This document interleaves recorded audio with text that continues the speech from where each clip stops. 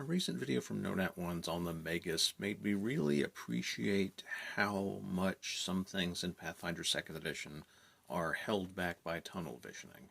Like, Magus catches a lot of flack online because people are just so focused on using the spell strike all the time, using all of the ranked spells for damage, even if utility would be better. As the comments in that No.Nat1's video will point out, sometimes the utility benefits of the spells outstrip what you could get from it in use of a spell strike. And you don't have to spell strike every turn to be a viable combatant on the battlefield.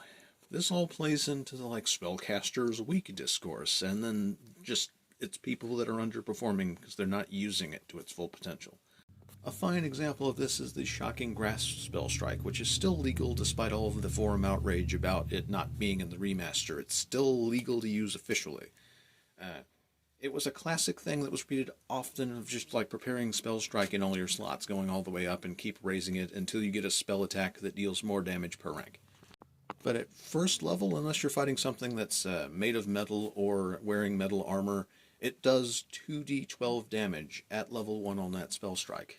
Now, if you're inexorable iron, you have a d12 weapon or a d10 weapon, so using a runic weapon will add a weapon damage dice, giving you a d12 extra damage on all of your attacks, not just your spell strikes, and +1 to accuracy, not just in certain cases where it's a metal opponent, and arguably only applying to the spell attack resolution, not the full attack. You get the +1, and you can pre-buff this, and it will last a minute.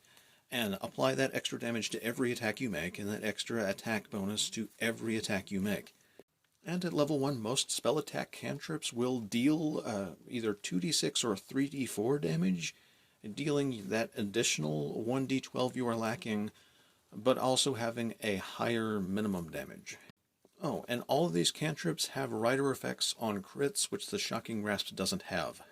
And also differing damage types might lead to you hitting a weakness when you normally wouldn't. So generally speaking, pre-buffing a runic weapon will make all of your spell strikes in the coming combat that you're anticipating the equivalent of a Shocking Grasp spell strike for one spell.